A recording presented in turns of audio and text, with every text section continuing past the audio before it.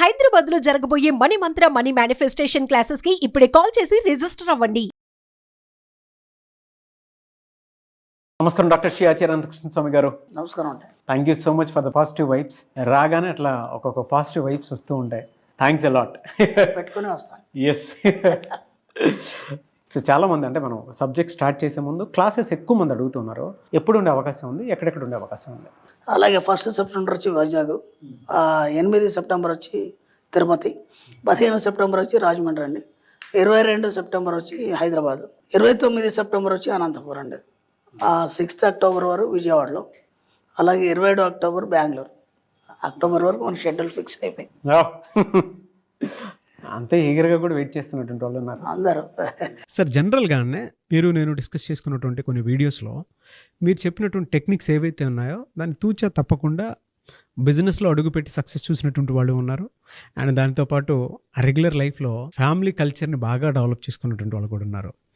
అందులో ముఖ్యంగా కొంతమంది అంటే పిల్లలకి కొన్ని విషయాలు మనం నేర్పిస్తూ ఉంటాం కదా, డబ్బుకు సంబంధించినటువంటి అవగాహనని కల్పిస్తూ ఉన్నారు. కొత్త ఎడ్యుకేషన్ ఇది, అంటే ఎక్కువ మంది కూడా నేర్పించరు. ఓన్లీ త్రూ మనీ మంత్ర అనేటువంటి సబ్జెక్ట్ త్రూనే బయటకు వచ్చింది. పిల్లలకి డబ్బు మీద అవగాహన, దాంతోపాటు వాళ్ళ చేత ఆ డబ్బులు లెక్క పెట్టించడాలు, దాంతోపాటు పిల్లల్ని బయటికి తీసుకుని వెళ్ళేటప్పుడు అంటే ఎంతవరకు బాగా ఎంజాయ్ చేయాలి అనేటువంటి దాని మీద, అండ్ లగ్జరీని ఏ విధంగా చూపించాలి, గోల్డ్ కొనాలి అనేటువంటి ఫ్యామిలీ కల్చర్ని ఎంటైర్ మనీ మంత్ర సబ్జెక్టు కంప్లీట్గా మార్చేసిందని చెప్పాలి. మన దగ్గర ఏమున్నా సరే ఉన్నదాంతో తృప్తిపడి ఇంకొక దానికోసం మన ఆలోచనల్ని ఆ వైపుగా ఆ దిశగా ప్రయాణం చేసేలాగా, ఆ ఎనర్జీని ఆ యూనివర్స్ వైపు కనెక్ట్ చేసేలాగా చేయగలిగారు. ఎంటైర్ ఫ్యామిలీ సిస్టమ్ అనేది I would like to say special thanks to you sir. Great job. So 655వ మనీ మంత్ర వీడియో, ఈ వీడియోలో ఏం చెప్తున్నారు? ఎలా ఉండాలంటే, రేపు ఎవరైనా సరే నేను మణిమంత్ర ఫ్యామిలీ అని చెప్తే ఇంకా మీతో ఎవరు మాట్లాడద్దు ఇక. అంటే వీళ్ళకి పూర్తి అవగాహన ఉంది డబ్బు పైన, సమాజం పైన, క్రమశిక్షణ పైన అనేది ఒక డిసిప్లిన్ తీసుకురావాలి. దాని పరంగా మనం ఏం చేసామంటే, మనం గోవా సెషన్స్ క్లాస్ అనేది ఒకటి చేసాం. దానికి ఆ గ్రూప్ని స్పెషల్గా తయారు చేయడానికి మనం చాలా ట్రైన్ చేయడం జరుగుతుంది. అంటే ఆ గ్రూప్ని నేనే స్పెషల్గా ట్రైన్ చేయడం జరుగుతుంది. ఎవ్రీడే వాళ్ళకి కాషన్స్ ఇవ్వడం కానీ అవన్నీ జరుగుతున్నాయి. ఇంతకుముందు మనం ఏం చేసేదంటే, మా చిన్నప్పుడు నాకు తెలిసి, లేదంటే దాదాపు ఇప్పుడు కూడా చాలా ఇళ్ళల్లో ఏముంటుందంటే, ఇప్పుడు భార్యాభర్తలు ఏదైనా డబ్బు వ్యవహారాలు మాట్లాడుకునేప్పుడు కానీ, ఏదైనా ఒక ఫంక్షన్ గురించి ఏమైనా మాట్లాడుకునేప్పుడు కానీ సీక్రెట్గా ఇద్దరే రూమ్లో కూర్చొని మాట్లాడుకోవడం జరుగుతుంది. పిల్లలు వస్తే నువ్వు బయటికి వెళ్ళు అని చెప్పేసి డోర్ దగ్గర వేయడం జరుగుతుంది.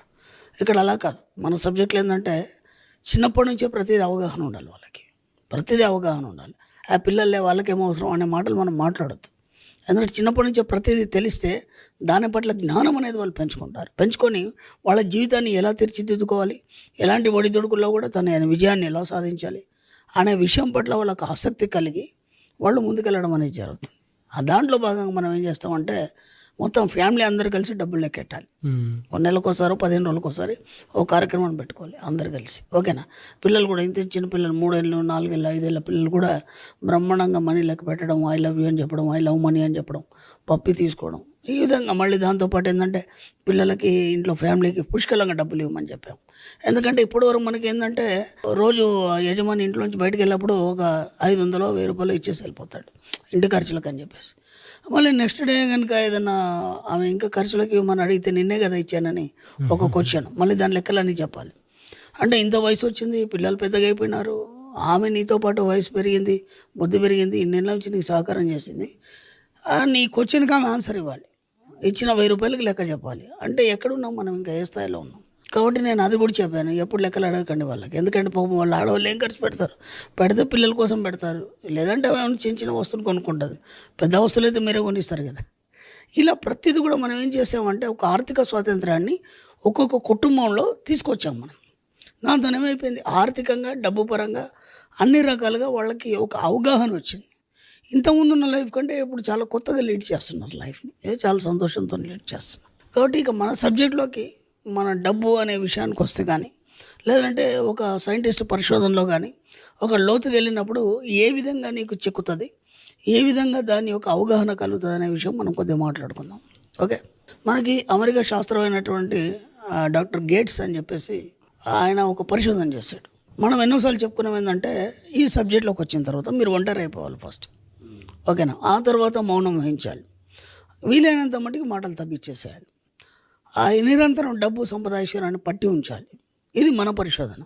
ఇప్పుడు వాళ్ళ పరిశోధనలో వాళ్ళు ఏమేమి కనిపెట్టాలి, ఏమేమి చేయాలనే దాంట్లో కూడా సిస్టమ్ అనేది ఒకటే, ఆ సబ్జెక్ట్ అనేది వేరు.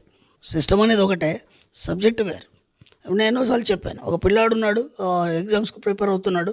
ప్రిపేర్ అయినప్పుడు మనం ఏం చేస్తామంటే వాళ్ళకి ఒక సెపరేట్ రూమ్ కేటాయిస్తాం మనం. ఇప్పుడు ఆ ఎగ్జామ్స్ అయ్యే నెల రోజుల ముందు నుంచి ఆ పిల్లాడు బయటికి రాడు, బయట సమాజంతో కలవాడు, తను ఒంటరిగానే ఒక రూమ్లో కూర్చొని ప్రాక్టీస్ చేస్తుంటాడు, బై హార్ట్ చేస్తుంటాడు. అలా చేయడం వల్ల పదే దాని మీదే దృష్టి పెట్టడం వల్ల ఏమైంది, అది తన సబ్కాన్షియస్ మైండ్ పట్టుకొని ఎగ్జామ్లో మంచి ఫస్ట్ క్లాస్లో పాస్ అవ్వడం జరిగింది. అలాగే ఒక సైంటిస్ట్ ఉన్నాడు, ఒక పరిశోధన చేసినప్పుడు ఆ పరిశోధనశాలలో ఆయన దాదాపు కొన్ని సంవత్సరాలు గడుపుతాడు ఒంటరిగా. అలాగే అతను కూడా ఏదో సాధిస్తాడు, ఒక కొత్త విషయాన్ని కనిపెడతాడు. మనం డబ్బు అనే విషయాన్ని కనిపెడతాం. వాళ్ళ దాంట్లో వాళ్ళు అవి కనిపెట్టారు, మన డబ్బు అనేది పొందాం. అయితే దీనికి ఒక చక్కని థియరీ చెప్పాడు ఆయన. ఏం చెప్పాడంటే, ఆయనకు ఒక రూమ్ ఉంది, ఓకేనా. ఆయన సింపుల్గా ఏం చేస్తాడంటే రూమ్లో ఒక డిమ్ లైట్స్ ఉన్నాయి, ఒక 4-5, ఓకేనా. ఆయన తన పనులన్నీ కార్యక్రమాలు ముగించుకొని రాత్రుల్లో వెళ్ళేసి ఆ రూమ్లో కూర్చుంటాడు హాయిగా, ఓకేనా. ఇక ఎవరితో నీ సంపర్కాలు కానీ లేకపోతే ఫోన్ కానీ చాటింగ్లు కానీ ఏముండవు. ఇక ఆ రూమ్లోకి వెళ్ళిపోయి ఆ రూము, నేను ఇంతకుముందు కూడా మొన్న వీడియోలో చెప్పాను, నేను మీకంటూ ఒక ప్రపంచాన్ని ఏర్పరచుకోండి. ఈ సమాజంతో కాకుండా మీకంటూ ఒక ప్రపంచాన్ని ఏర్పరచుకోండి. మీకంటూ ఒక రూమ్ని సెపరేట్ తయారు చేసుకోండి. ఆ రూమ్లో అడుగు పెడితే మీ ప్రపంచంలోకి అడుగుపెట్టిన ఫీలింగ్ మీకు రావాలి.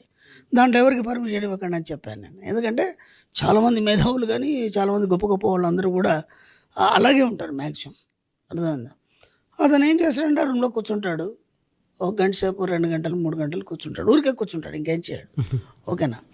కూర్చున్న తర్వాత అప్పుడు ఏమైపోతుందంటే ఆ 2-3 గంటల్లో ఏదో ఆలోచనలు వస్తూనే ఉంటాయి కదా మనిషికి మౌనం కూర్చున్నప్పుడు. వాటిని గమనిస్తుంటాడు అంతే. గమనించి దాని ఒక టైం ఉంటుంది. ఆ టైం వచ్చిందంటే అప్పుడు ఆ మనసు అనేది స్తబ్దత చెందుతుంది. ఎమ్మటే ఏం చేస్తాడంటే లైట్స్ ఆఫ్ చేస్తాడు అన్ని. లైట్స్ ఆఫ్ చేసేసి అలాగే కళ్ళు తెరిచి కూర్చుంటాడు, కళ్ళు మూసుకోవడం. ఏముంటుంది అక్కడ, చీకటి తప్ప ఇంకేముండదు, శూన్యం తప్ప ఇంకేముండదు. ఆ శూన్యంలో అతను వెతకడం అనేది మొదలవుతుంది. చీకట్లో శూన్యంలో ఏముంటుంది, ఏముండదు. అంటే ఆ శూన్యంలో తనకేం కావాల్సింది ఏదైతుందో దాన్ని సృష్టించుకోవడం మొదలవుతుంది. అలా 1 గంట సేపు అలాగే ఉంటాడు ఆయన, ఓకేనా. పదే ఏదైతే అప్పటిదాకా వచ్చిన ఆలోచనలు ఆగిపోయిన తర్వాత ఆ శూన్యంలో ఆ చీకట్లో అతనికి కొత్త ఆలోచనలు రావడం మొదలవుతుంది. అర్థమైందా. వాటిని జస్ట్ అబ్జర్వ్ చేస్తాడు. అబ్జర్వ్ చేసిన తర్వాత అప్పుడు ఒక నిద్ర లాంటి మొత్తం ఆవహిస్తుంది. ఆవహించిన తర్వాత లైట్స్ ఆన్ చేస్తాడు. టేబుల్ ముందర పెన్ ఉంటుంది, పేపర్ ఉంటుంది, టక 3-4 పేజీలు రాసేస్తాడు ఆయన సబ్జెక్ట్. రాసేగానే ఆగిపోతుంది అంతే. మళ్ళీ అంటే ఎంత సబ్జెక్ట్ రావాలనో అంత సబ్జెక్ట్ వచ్చేస్తుంది. ఆ తర్వాత మళ్ళీ దాని కొనసాగింపు కానీ లేదంటే ఇంకా కొత్త సబ్జెక్ట్ కానీ రావాలన్నప్పుడు మళ్ళీ ఏం చేస్తాడు, మళ్ళీ ఒకసేపు అయిన తర్వాత మళ్ళీ లైట్స్ ఆఫ్ చేస్తాడు. మళ్ళీ లైట్స్ ఆఫ్ చేసేసి మళ్ళీ ఆ రూమ్లో ప్రశాంతంగా కూర్చుంటాడు. ఇక్కడ అందరు చేసేది అదే. అంటే నేనేమంటానంటే మన మెడిటేషన్ కావచ్చు, ఇంకేదైనా కావచ్చు, మీతో మీరు ఒంటరిగా ఉండడం వల్ల ఏమవుతుందంటే ఎన్నో అద్భుత విషయాలు బయటకు వస్తాయి. అది ఎలా అనేది ఈ విధంగా అతను ప్రాక్టీస్ చేసి ఎన్నో విషయాల్ని ప్రపంచానికి తెలియజేశాడు. చాలా ఫేమస్ అయిన గేట్స్ అని చెప్పేసి మంచి శాస్త్రవేత్త. అంటే థియరీ ఒకటే, సబ్జెక్ట్ వేరే. అండ్ డాక్టర్ కాబట్టి ఆయన ఎన్నో పరిశోధనలు చేయడం జరిగింది. ఒక సైంటిస్ట్ అలాగే పరిశోధన చేయడం జరిగింది. ఒక స్టూడెంట్ తన యొక్క స్టడీ విషయంలో అలాగే స్టడీ చేయడం జరిగింది. అంటే ముందు నువ్వు ఏదైనా సాధించాలన్నప్పుడు నువ్వు ఈ సమాజం నుంచి ఒంటరి అయిపోవాలి, నీలోకి నువ్వు ప్రవేశించాలి. నీ యొక్క అంతర్గతమైనటువంటి శూన్యంలోకి నువ్వు ప్రవేశించినప్పుడు నీకు కావాల్సింది అది మీకు ఒక టీచర్ లాగా కానీ లేదా ఒక ట్యూటర్ లాగా కానీ ఆటోమేటిక్గా మీ మనసు మీ ట్యూటర్ కాబట్టి అది చక్కని అడ్వైజ్ ఇచ్చేసి మీకు కావాల్సిన సమాచారాన్ని అంత ఇస్తుంది. ఇలాగే నేను చాలా రోజుల క్రితం ఒక వీడియో చేశాను. ఒక పిల్లాడు ఉన్నాడు, ఆ రాత్రిలో ఏదో ప్రాబ్లం సాల్వ్ చేస్తున్నాడు, మ్యాథ్స్ ఎంతకీ రాలేదు, అలసిపోయినాడు, నిద్ర వచ్చింది, అలాగే టేబుల్ మీద పడుకొని పోయినాడు. ఎర్లీ అవర్స్లో అనుకోకుండా మెలకు వచ్చింది, టక్కిన ప్రాబ్లం సాల్వ్ చేసిండు అబ్బాయి.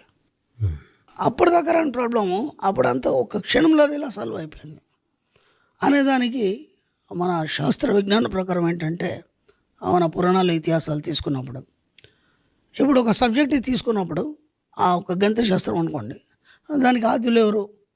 ఆర్యభట్ట, లేదంటే మనకి రామానుజ, వీళ్ళు ఉన్నారు. వాళ్ళకి సంబంధించిన సోల్ సచ్చా ప్రాబ్లమ్ సాల్వ్ చేసి వెళ్ళిపోతాయి అంట. అర్థమవుతుందా? కాబట్టి ప్రతిదానికి ఒక ఆద్యుడు అనేవాడు ఉంటాడు. ఇప్పుడు డబ్బు అనుకోండి, అర్థశాస్త్రం రాసిన చాణక్యుడు ఉన్నాడు. అర్థమైందా? గోల్డ్ అనుకోండి, రావణుడు, ఇట్లాంటి రావణ బ్రహ్మణుడు లాంటి చాలా ఉన్నారు. అదొక విద్య, అది రస విద్య అనేది. ఇట్లా ప్రతి విద్యకి ఒక ఆద్యుడు ఉంటాడు. వాళ్ళకి సంబంధించినటువంటి ఒక రకమైనటువంటి సోల్ వచ్చేసి మనకు హెల్ప్ చేయడం జరుగుతుంది. ఎప్పుడైతే అది నువ్వు ఒంటరిగా ఉన్నప్పుడు ఏదో రకంగా ఏదో రూపంలో వచ్చేసి అది మీకు హెల్ప్ చేసి వెళ్ళడం జరుగుతుంది.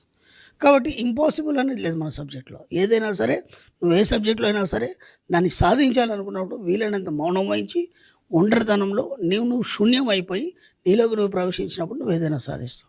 అలాగే డబ్బు సింపుల్, ఖచ్చితంగా సాధిస్తారు. ఎనీవేస్ సార్, థ్యాంక్ యూ అండి. Thank you so much doctor Shri Acharya Anantakrishna Swami గారు. థ్యాంక్ యూ అండి.